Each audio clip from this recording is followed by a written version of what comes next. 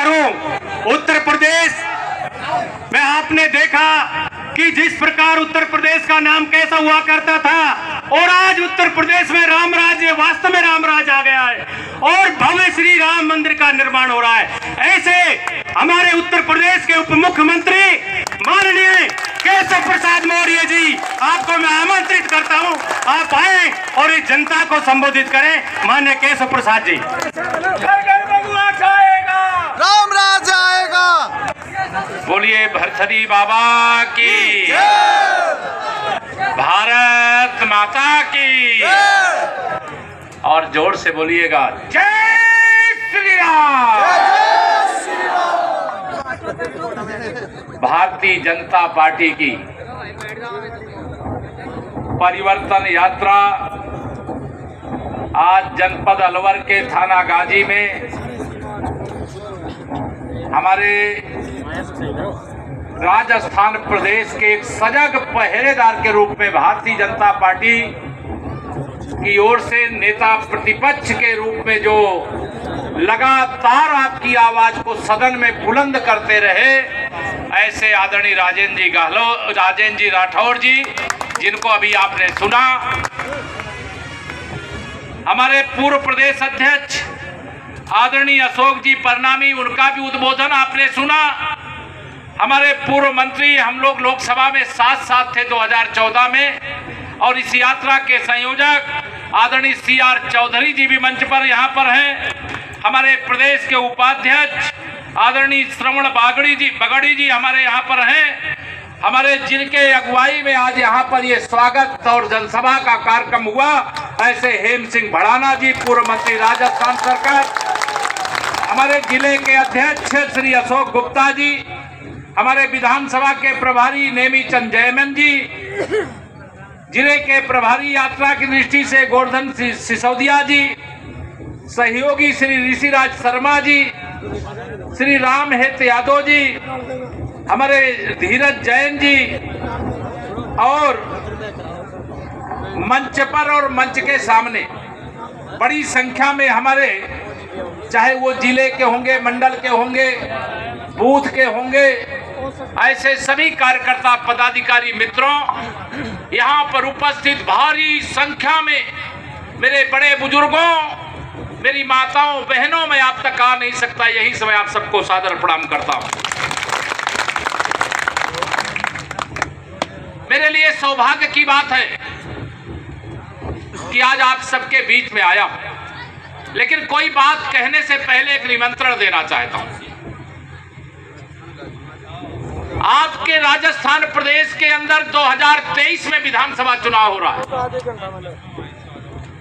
और भगवान श्री राम लला का भव्य मंदिर बनकर के तैयार हो गया है। वह जनवरी 2024 में वहां राम लला विराजमान हो जाएंगे। आप सबको आमंत्रण दे रहा हूं, जिंदाबाद। आप सबको निमंत्रण दे रहा हूं अयोध्या उत्तर प्रदेश आने का, लेकिन आप सबको तो कमल खिला करके आना है।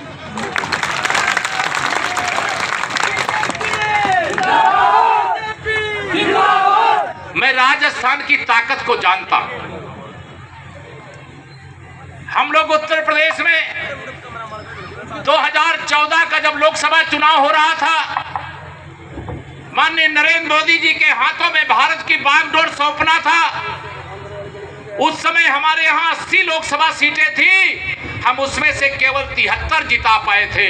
लेकिन मैं राजस्थान को प्रणाम करता हूँ, आपके यहाँ 25 थी, पूरी 25 की 25 जिता करके माननीय नरेंद्र मोदी जी को भारत का प्रधानमंत्री बनाने के लिए अपना पूरा आशीर्वाद देने का काम किया था। 2013 की ताकत भी मुझे आपकी याद है, आपने कांग्रेस को इटली भेज दिया था। 2013 में भेजा था ना, यहाँ साफ कर दिया था। और 2014 में तो मोदी जी के लिए आपने हर लोकसभा सीट कमल के नाम कर दिया था, मोदी जी के नाम कर दिया था, भारतीय जनता पार्टी के नाम कर दिया था। आप हनुमान जी की तरह शक्तिशाली हो, कभी कभी अपनी ताकत भूल जाते हो और गलत हाथों में अपने प्रदेश की बागडोर दे देते हो। कांग्रेस और ईमानदारी ये दोनों एक साथ रह सकते हैं क्या? नहीं। भ्रष्टाचार और कांग्रेस का जन्मजात नाता है, रिश्ता है, यह कभी खत्म नहीं हो सकता। अपराधियों का, दंगाइयों का संरक्षण करने वाली अगर कोई पार्टी है तो वो कांग्रेस पार्टी है। यह जग जाहिर है, पूरी दुनिया जानती है, देश तो जानता, राजस्थान तो जानता है। हमारे उत्तर प्रदेश के अंदर कांग्रेस को खोजने से कहीं वो दूरबीन लेकर के खोजे तब वहां एक कांग्रेस का सांसद मिलता है। कितना?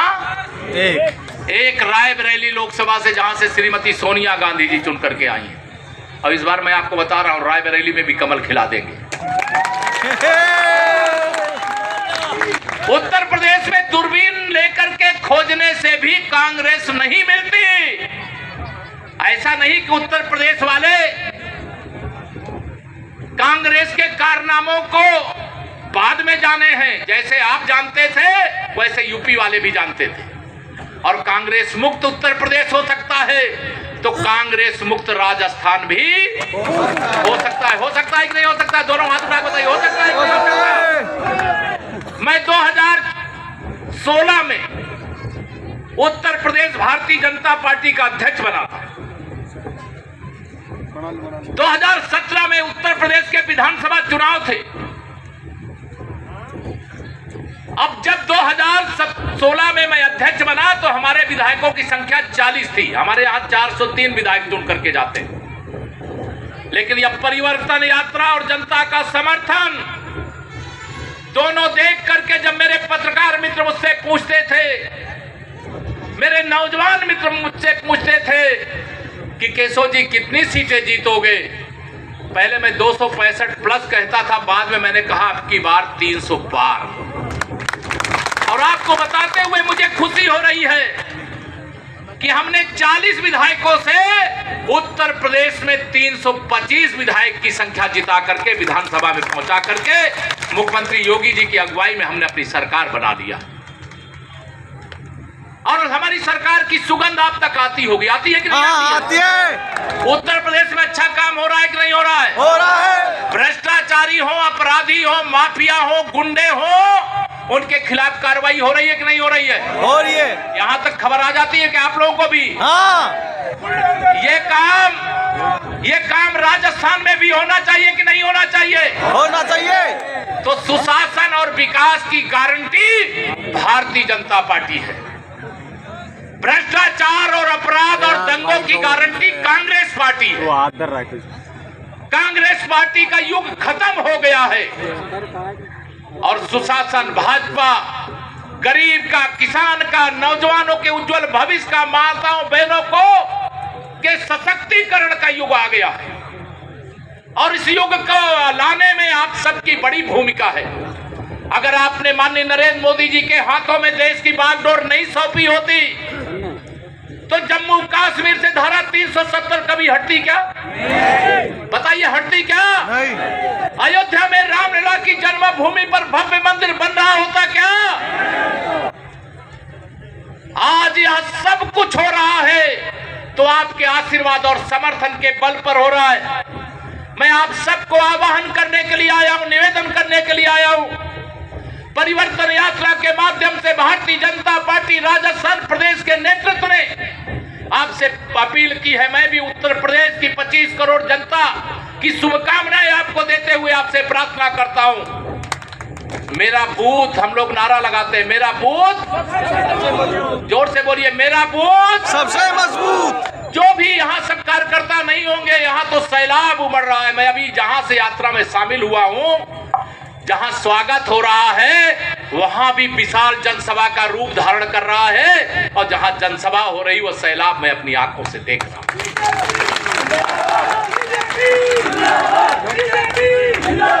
आज यह सब जो देश के अंदर इतनी बड़ी ताकत हमारी बढ़ी है, अगर आज माननीय प्रधानमंत्री नरेंद्र मोदी जी के नेतृत्व में पूरी दुनिया भारत के पीछे खड़ी है तो आपकी ताकत है। हम लोग एक गाना सुनते थे फिल्म का कि मेरा भारत वो भारत है जिसके पीछे संसार खड़ा, लेकिन मेरा मोदी वो मोदी है जिसके पीछे संसार चला। मेरे प्रधानमंत्री नरेंद्र मोदी जी अगर कुछ कह दें तो दुनिया में आज कोई ऐसा देश है क्या कि उसको ना करने का हिम्मत करे? नहीं। आज पूरी दुनिया का सबसे शक्तिशाली, सबसे लोकप्रिय नेता अगर कोई है तो उनका नाम है माननीय नरेंद्र मोदी। और माननीय नरेंद्र मोदी जी के नेतृत्व में जब भारत तेजी से आगे बढ़ रहा है तो उनका हाथ मजबूत करना चाहिए, कमजोर करना चाहिए। तो दोनों हाथ में आप सबसे ये प्रार्थना करने के लिए आया हूं, 2013 का भी रिकॉर्ड टूटना चाहिए।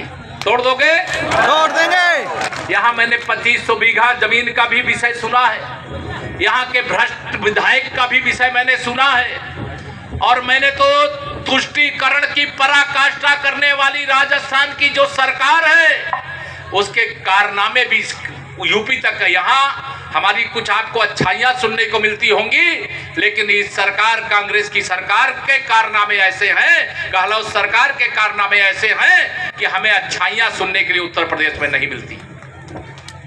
आप सबसे मैं अपील करने के लिए आया हूं, प्रार्थना करने के लिए आया हूं। भारतीय जनता पार्टी अगर आपका वोट लेती है तो वोट को कर्ज के रूप में लेती है, और जो आपकी अपेक्षा है उस अपेक्षा के अनुरूप सेवा करके ब्याज के साथ उसे चुकता करने का काम भी करती है। हम भ्रष्ट, हमारे प्रधानमंत्री जी ने क्या नारा दिया है देश के लोगों के सामने?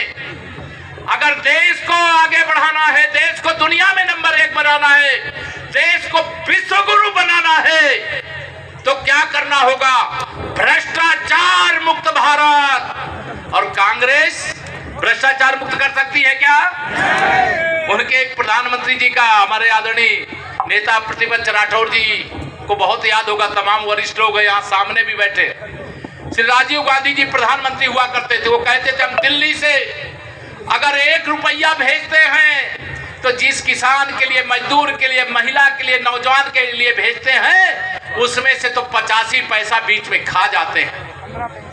हमें गर्व है हमारे मोदी जी 30 लाख करोड़ रुपया से अधिक किसानों के लिए भी, गरीबों के लिए भी, मजदूरों के लिए भी, माताओं बहनों के लिए भी, अनेक योजनाओं के लिए दिल्ली से एक बटन दबाते हैं और सीधा आपके खाते में पहुंच जाता है। बीच में कोई बेईमान भ्रष्टाचारी नहीं रह पाता है। लेकिन मुझे मालूम है कि अभी राजस्थान के अंदर बहुत सारी माननीय नरेंद्र मोदी जी के नेतृत्व में चलने वाली योजनाओं का लाभ राजस्थान के किसानों को, नौजवानों को, माताओं बहनों, बड़े बुजुर्गों को नहीं मिल पाता। और नहीं मिलने का भी कहा अभी हमारे नेता प्रतिपक्ष ने कि हर घर नल से जल पहुंचाने के लिए अगर भारत सरकार ने खजाने का मुंह खोल दिया कि सबको शुद्ध पानी मिले, तो क्या उसमें इनको भ्रष्टाचार करना चाहिए, उसमें बाधा डालनी चाहिए क्या? माननीय प्रधानमंत्री जी दिल्ली से अगर गरीब के लिए योजना कोई बनाते हैं तो जितना हक उत्तर प्रदेश का है उतना ही हक राजस्थान का भी है, देश के हर प्रदेश का है। लेकिन केंद्र सरकार की बनी हुई योजना का लाभ या कांग्रेस की भ्रष्ट सरकार, कांग्रेस की गरीब विरोधी सरकार, कांग्रेस की किसान विरोधी सरकार, कांग्रेस की नौजवान विरोधी सरकार, कांग्रेस की महिला विरोधी सरकार, कांग्रेस की घोटाला करने वाली सरकार वह योजना आप तक नहीं पहुंचने देती है। मैं आप सब लोगों को आज यहाँ पर लंबी बातें नहीं करूंगा, यात्रा लंबा जाना है। आप सबसे इतना ही निवेदन करूंगा कि आने वाले चुनाव तो अभी घोषित नहीं हुए, लेकिन चुनाव किसी भी समय घोषित हो सकते हैं। जब भी चुनाव होगा कमल का फूल खिलाइएगा। और यह ध्यान रखना मेरे भाई बहनों, ये कमल का फूल ऐसा फूल है जिसमें कौन बैठ करके आता है? माता लक्ष्मी जी बैठ करके आती है। कमल के फूल पे मां लक्ष्मी बैठ करके आती हैं और हाथ के पंजे पर दंगाई बैठ करके आते हैं, अपराधी बैठ करके आते हैं, भ्रष्टाचारी बैठ करके आते हैं। इसे हाथ के पंजे को मरोड़ दो जो मरोड़ आपके प्रदेश को बर्बाद करने का काम किया है, किसानों के अधिकारों के साथ हरण करने का काम किया है। अभी मैं सुन रहा था, प्रणामी जी पूछ रहे थे वादे जो किए 18 में सब पूरे हो गए क्या? नहीं हुए, दोनों हाथ उठा, पूरे हो गए क्या? नहीं हुए। वादा करना बहुत सरल है और वादे करके भूल जाना, अगर कोई सीखना चाहे तो कांग्रेस वालों से सीख ले। हमारे प्रधानमंत्री जी कहते हैं हम कोई भी योजना अगर शुरू करेंगे, अगर उसका शिलान्यास करेंगे तो उद्घाटन भी हम ही करेंगे। और यहाँ क्या हो रहा है, कभी घोषणा करेंगे, फिर शिलान्यास करेंगे, फिर उद्घाटन, 4 चुनाव बिता देते हैं। आज उत्तर प्रदेश जो सबसे पीछे छूट गया प्रदेश था, आज आगे बढ़ता हुआ प्रदेश है। माननीय प्रधानमंत्री नरेंद्र मोदी जी के मार्गदर्शन में हम लोगों ने उत्तर प्रदेश को सर्वोत्तम प्रदेश बनाने की दिशा में इसलिए सफलता अर्जित की क्योंकि हमारे यहाँ डबल इंजन की सरकार है। केंद्र में भी भाजपा की सरकार, प्रदेश में भी भाजपा की सरकार। 2024 में लोकसभा का भी चुनाव है। आप बताओ, ये सब जो सारे विरोधी दल के लोग इकट्ठा हो गए हैं, ये कह रहे हैं कि अब तीसरी बार मोदी सरकार नहीं बनने देंगे। आप बताओ, ये तीसरी बार मोदी सरकार बनने से रोक पाएंगे क्या? नहीं रोक पाएंगे। दोनों हाथ उठा के बताओ, रोक पाएंगे क्या? लेकिन ये कहते हैं मुंगेरी लाल के हसीन सपने देख रहे हैं। कम से कम 2 दर्जन प्रधानमंत्री बनने वाले उनके गठबंधन में लोग खड़े हो गए, लेकिन हमारा तो प्रधानमंत्री पहले से घोषित है। और हमारे प्रधानमंत्री जी को मुझे पूरा भरोसा है, जो रिजल्ट 2014 में राजस्थान ने दिया है, 2019 में भी आपने वही रिजल्ट दिया है। मैं आपको हनुमान जी की ताकत ही केवल याद दिलाने के लिए आया हूं। आप अगर चाहोगे तो 25 के 25 अगर सांसद जिता सकते हो तो 200 को 200 विधानसभा भी जिता सकते हो। यह ताकत आपके अंदर है। आपकी केवल ताकत याद दिलाने के लिए आया हूं।